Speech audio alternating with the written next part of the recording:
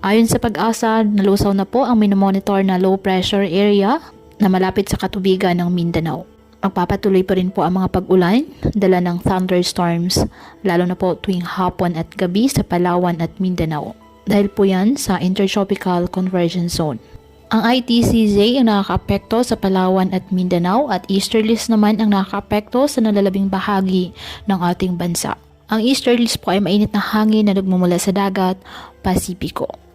Ngayong araw, ang Mindanao at Palawan ay makakaasa po ng maulap na kalangitan na may kalat-kalat na pag-ulan at thunderstorms na dulot ng nasabing ITCZ. Ang Metro Manila naman po at nalalabing bahagi ng ating bansa, bahagyang maulap hanggang sa maulap na kalangitan with isolated rain showers or thunderstorms, dulot naman ng easterlies.